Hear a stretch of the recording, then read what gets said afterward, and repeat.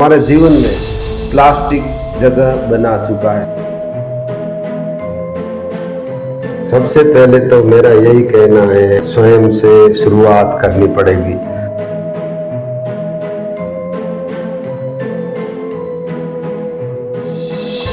Welcome back to my YouTube channel. ये जो आपने स्क्रीन पर छोटी छोटी क्लिप अभी जो देखी हैं वो आपको ऐसे नहीं समझ में आने वाली। इसके लिए आपको हमारा ये वीडियो पूरा देखना पड़ेगा।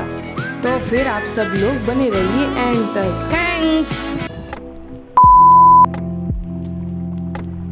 आज मेरे पापा के साथ चर्चा का विषय है प्लास्टिक के इस्तेमाल पर, जिसके बारे में पापा भी बताएंगे, कुछ मैं भी बताऊंगी आपको।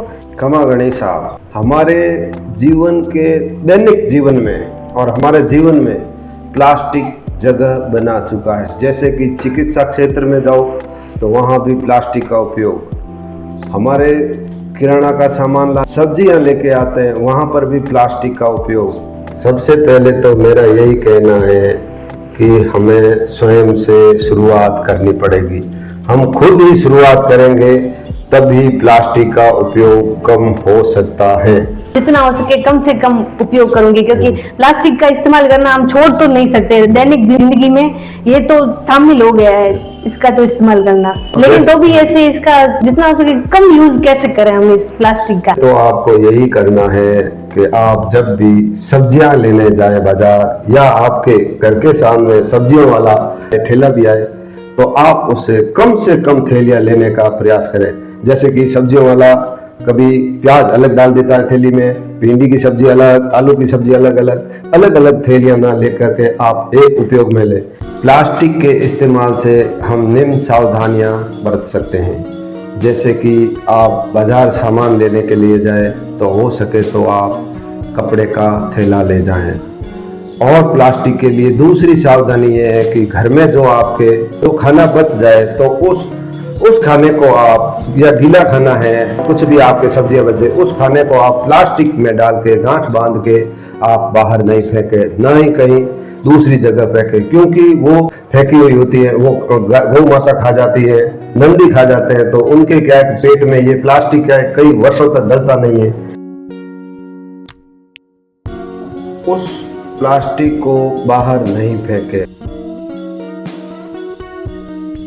क्यों कि वो जैसे ही गौ माता खाएगी वो थोड़ी धीरे धीरे करके खत्म हो जाएगी। इसलिए ये भी इसके पाप के दोषी हम होंगे, कोई दूसरा नहीं होगा। ये आपको सावधानी बरतनी। पापा के इस बात के लिए मैं पूरी तरह से सहमत हूँ। अपने घर पर गीला कचरा अलग बाल्टी में डालें, जो जुट्ठन होती है खाने की उसको एक साथ में सूखे कचरे के अंदर ना डालें, उनको अलग रखें, और सूखे कचरे के लिए अलग बाल्टी बनाएं जिसके अंदर सूखा कचरा डालें। इन दोनों बाल्टियों को नगर पालिका की जो टैक्सी आती है, दोनों साइड अलग अलग होते हैं, गीला और सूखा कचरा। तो गीला कचरा है जो अलग साइड डालना, और सूखा कचरा अलग साइड डालना, ना उसको पॉलीथीन में डाल के फेंकना नहीं है। प्लास्टिक के ऊपर आज बहुत ही अच्छी चर्चा हुई है, और इस प्लास्टिक को देखो, एक मैं आपको क्लिप दिखा रहा हूं जिसमें गौ माता प्लास्टिक खा रही है। ये एक आपके लिए बहुत ही प्रेरणास्पद वीडियो है।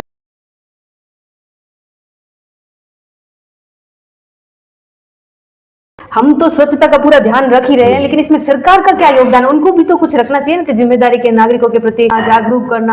ये बहुत अच्छा सवाल है। आज हमारी सरकार के बहुत सारे ऐसे कार्यक्रम हैं, जिससे कि बहुत सारे सफाई के अभियान चल रहे हैं।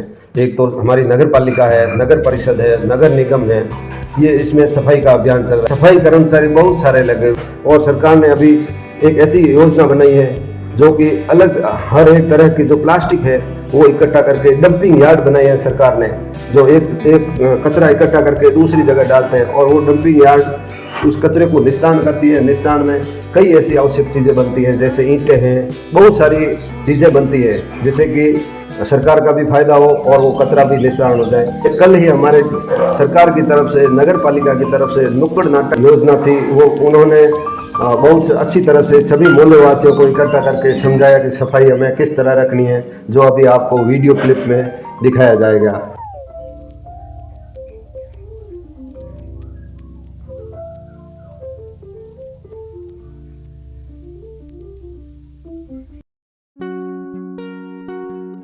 अरे मैं तो गांव गांव ढाणी ढाणी शोर शोर जाकर लोगों को जानकारी दे रहा हूँ कि भाई साफ सफाई बहुत जरूरी है। कुछ नागरिकों ने ये भी बताया कि सफाई करनी जरूरी है, सभी को समझाया है।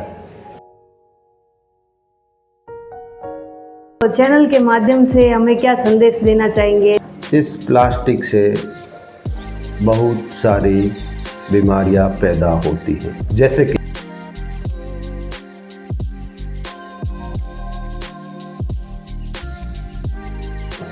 चाहे मजदूर आता है, चाहे कहीं पे भी जिनका काम चलता है, कंस्ट्रक्शन साइट में जाते हैं, वो चाय वाले को बोलता है कि भैया 4 कप चाय दे दो।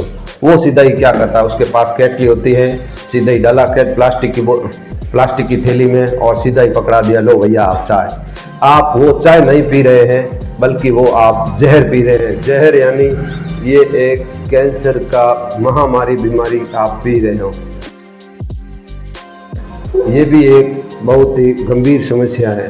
फिर प्लास्टिक मुक्त भारत हम कैसे बना सकते हैं, इस पर मैं 2-4 लाइनें आपको बताता हूँ, आप ध्यान देंगे। प्लास्टिक मुक्त भारत, मैं आपको एक छोटी सी योजना बताता हूँ, मेरी है। अगर आप भी उपयोग में लोगे तो हो सकता है कि हमारा प्लास्टिक मुक्त भारत हो सकता है। बिल्कुल, तो अपनी शुरुआत छोटे से होती है। कोई भी चीज़ हम शुरुआत करते हैं तो जमीनी स्तर से शुरू करते हैं, तभी हमारा कोई भी कार्य ऊपर लेवल तक सफल होता है। मैं आपको कहना चाहता हूं कि आप एक ऐसी योजना बनाएं, आपके घर के सामने 50 मीटर के दायरे में आप 3-4 मित्रगण इकट्ठे होकर योजना बनाएं कि मेरी इस गली को प्लास्टिक मुक्त रखेंगे। यानी कि जब भी कोई प्लास्टिक फेंकेगा बाहर, जैसे बच्चे भी कुरकुरे खा लेते हैं, कई बार फेंक देते हैं प्लास्टिक कई तरह के, तो